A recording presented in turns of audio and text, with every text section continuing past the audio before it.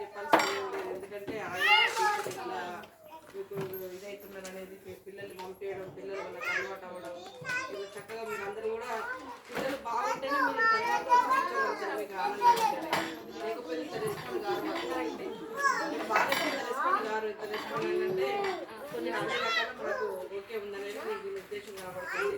మీరు కూడా చిన్నపిల్లలకు కూడా ఆట పాటతో చదువు రావాలి. ఆట పాట చదువు ఇక్కడ వాళ్ళు ఎంత మానసికంగా ఆట పాటలు చదువు నేర్చుకునే అవకాశాలు అంగన్వాడీ సెంటర్లో ఉన్నాయి కాబట్టి ఫస్ట్ అంగన్వాడీ సెంటర్లో ఇంపార్టెంట్ ఇచ్చి తల్లులందరూ ఇట్లానే ముందు కూడా ఇంకా మీరు చేస్తూ పక్క వాళ్ళు కూడా చెప్పి ఇలాంటి ఎంకరేజ్మెంట్ తోటి చేయాలని కూడా కోరుకుంటున్నాను. వచ్చిన డ్రెస్సులు తప్పకుండా పిల్లలకు యూనిఫామ్ మెయింటైన్ చేయండి. ఎందుకంటే అది ఉంటేనే ఒక అంగన్వాడీ సెంటర్లో ఉన్నట్టు అర్థమైపోతుంది. అలా మెయింటైన్ చేస్తూ మిగతా ఫుడ్స్ అంతా మీకు అందుతుంది కదా సెంటర్లలో. Thank you. మీ అందరూ మంచిగా వచ్చినందుకు మీ అందరికి ధన్యవాదాలు తెలియజేసుకుంటున్నాను. ఇప్పుడు బట్టల పంపిణీ కార్యక్రమం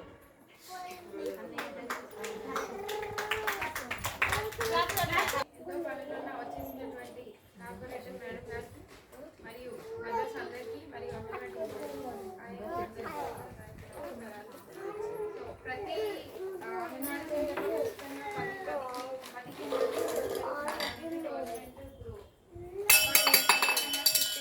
ఫాలో అవ్వడం జరుగుతుంది. ఈ సెంటర్లో ఇద్దరు కూడా రెడీ ఉన్నారు. వాళ్ళు చెప్పారు అనేది అయితే ఏమీ లేదు. ఎందుకంటే మీరే చూస్తున్నారు కదా మీ పిల్లల standard. So LKG UKG nursery LKG UKG పిల్లల్ని ఇప్పుడు కొంతమంది పేరెంట్స్ తీసుకుపోయి వ్యాన్ ఎక్కిస్తున్నారు. ఆ వ్యాన్ ఎక్కించే టైంలో 3 సంవత్సరాలు ఫీజు కట్టుకోవడం తప్ప వాళ్ళకి ఏమీ రాదు. ఒక తీసుకుపోయి ఒక రూమ్ వేసి చూడండి, ఒక గంట సేపు మీ పిల్లల్ని ఏంటి పరిస్థితి ఉండగలుగుతారా? బయట మీరు ఉండండి, ఒక రూమ్ లో వాళ్ళని వేసి ఒక